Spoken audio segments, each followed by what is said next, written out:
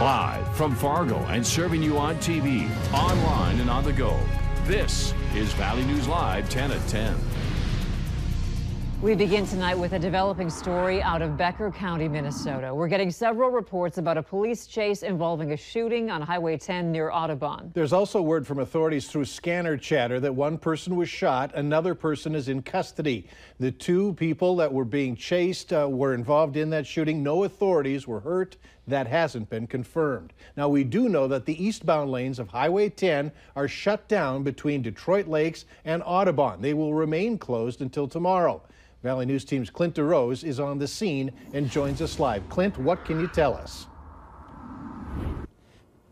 Hi, Mike and Andrea. Right now we are at the intersection of Highway 10 and County Highway 15. If you can look behind me, you'll see that police have blocked off the road and are redirecting traffic.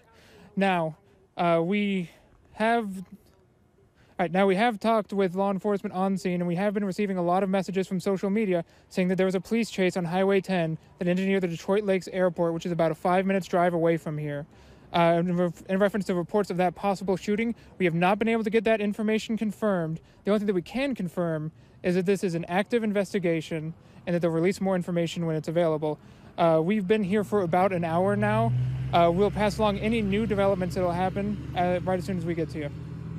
In Becker County, Clint DeRose, Valley News Live. All right, thanks so much, Clint. And back to that information from the scanner, as well as what we heard from people on Facebook, that high-speed chase did reach speeds close to 100 miles per hour. This all took place around 7:30 tonight. Stop sticks were used by authorities east of Audubon. That's where the vehicle, things closed down, shots were then fired. Again, be sure to stick with Valley News Live for updates on this story.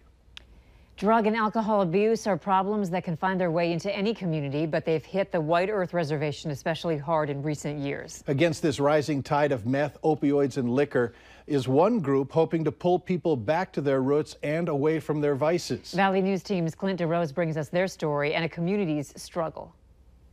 Addiction is a killer on the rise on the White Earth Reservation, with heroin being its weapon of choice. The number one root of a lot of our crime right now is it's either drug related or violent crime and property crimes that are stemming from the drug use. Over the last 3 to 4 months, the reservation has been seeing a rise in fentanyl-laced heroin, with much more deadly carfentanil also being discovered within the past few weeks. In the middle of all that escalation and heartache are those caught up in the mess. I lost my children because of meth. I lost my children because I used to sell heroin and meth. I was on heroin. I started heroin when I was 13, 14 years old. Did meth, but none of that really appeased me like the alcohol did. These 3 women are recovering addicts who are part of that cycle of addiction, sobriety, and then relapse before finally breaking free. They feel like part of the reason so many turn to substance abuse is a lack of identity or a sense of belonging. The cure is a culture, and that nobody knows culture anymore. They lost their identity. And they're trying to give it back. We're trying to get them back to that. We're trying to pull them back into their culture. They joined the Natives Against Heroin White Earth chapter to help those caught up in substance abuse by linking them to their history. For them, it's not just about saving those that feel trapped in addiction, but also helping the next generation learn more about their culture and give them someone to look up to. I got 2 little girls that are looking to me, how to be an adult and how to deal with things. In Menomin, this is Clint DeRose, Valley News Live. If you need help, you can reach out to the members of the White Earth chapter anytime, regardless of the type of addiction or ethnic background. A Grand Forks man is in jail. Tonight after police say he tried to rob a convenience store earlier today. It happened just before 4 this afternoon at the Cenex on Gateway Drive. Police catching up with 22-year-old Robert Smith Jr. just a few blocks away. He was arrested on an attempted robbery charge. He's being held in the Grand Forks County Correctional Center. Today, dueling messages coming from the man who claims the church covered up sexual abuse in the Crookston diocese. Ron Vasic says he was molested in the 70s by a priest and that years later, Bishop Michael Heppener coerced him to cover it up. The church settled a lawsuit brought against them and yesterday released the terms of the settlement, which says they agreed there was no unlawful action taken. However, there's no mention of the letter Vasic says he was forced to sign. Vasic released the letter he says proves he was forced to cover up sexual abuse. To see both statements in full, all you have to do is go to our website, valleynewslive.com, and click on this story. It was a crowded courtroom today with people very much interested in what would happen with one of the two people charged in the Savannah Greywind murder. Brooke Cruz was expected to enter a plea today, but instead decided not to, taking advice from her attorney. For now, her plea is entered as not guilty, and her attorney says she's not talking to police.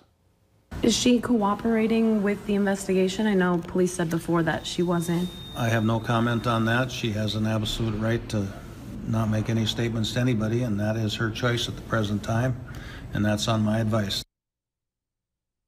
Court documents released today also say that William Hain admitted to removing garbage bags containing bloody towels as well as other debris from that hotel or from that apartment building that they were faced in, the same apartment building that Savannah Greywind was living in with her family, from the apartment and disposing them somewhere in a dumpster in West Fargo. We've added those documents to our website. Go to valleynewslive.com. Meanwhile, the Greywind family is now retaining a high-profile women's rights attorney. Attorney Gloria Allred confirmed via email today to Valley News Live that she is representing the Greywind family, acting as their victim's advocate and spokesperson. Allred has represented many famous clients, including the family of Nicole Brown Simpson in the O.J. Simpson trial and former Spice Girl Mel B. Out of the rubble of a tragedy comes a bright future for a family that has faced tragedies of their own. The Lake Agassiz Habitat for Humanity is beginning its 2017 Hero Build, hoping to remember fallen officer Jason Mosier. Danielle John, who is a victim of domestic sex trafficking and a mother of 4, will be moving into the new residence once all the construction is complete. Although the site has a dim past, Danielle is hoping to bring beauty beyond tragedy. I was very scared about taking this house, obviously given the past on it, but seeing the support from our Fargo Moorhead area, it's like this is the right thing to do. This is where you're supposed to be, Danielle. Construction is planned to be completed by the end of the year, with hopes of moving in early 2018. The Trump administration is pushing back against critics of the federal response to the damage inflicted on Puerto Rico and by Hurricane Maria. It's been more than a week since the storm hit, and critical supplies still are not getting through. Reporter Weijia Jiang has more. U.S. Marines are clearing debris off blocked roads in Puerto Rico. They're trying to make their way to a downed cell phone tower. You see us getting to critical infrastructure such as FAA towers. As soon as we can get those up, more life-saving aid can come in. Aid is arriving on the island. Thousands of shipping containers filled with supplies are in the port of San Juan, but officials say there aren't enough truck drivers to deliver them. We had provided as many commodities as were necessary to the island. The challenge became then land-based distribution. That remains the challenge. That remains the priority today. President Trump temporarily lifted the Jones Act for Puerto Rico, allowing more non-U.S. ships to deliver supplies to the island. The White House insists it's doing all that it can.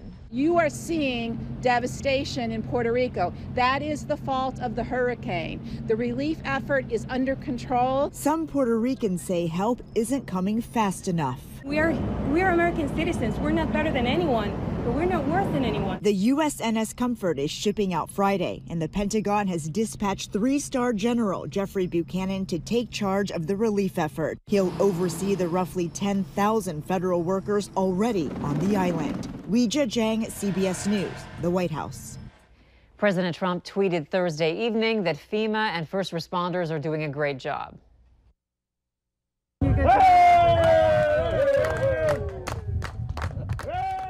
A 28-mile-long trek is done. 82-year-old Jack Nelson walked from his hometown of Hendra, Minnesota, down Highway 75 all the way to the American Legion Club in Moorhead tonight. Sailor Jack, who is an 11-year survivor of brain cancer, was just a little tired after his journey. His wife of 37 years, Sharon, was concerned for Jack, but said she couldn't be more proud of her husband. Yeah, he's older, and we all are, his feet, his heart, you know, everything. You know, you just kind of worry. I guess that's what wives do, wives and mothers, right? It was 10 years earlier that sailor Jack walked that same distance, but in the opposite direction from the Legion to Hendrum. At that time, he called it his victory walk, which makes this one the second victory walk.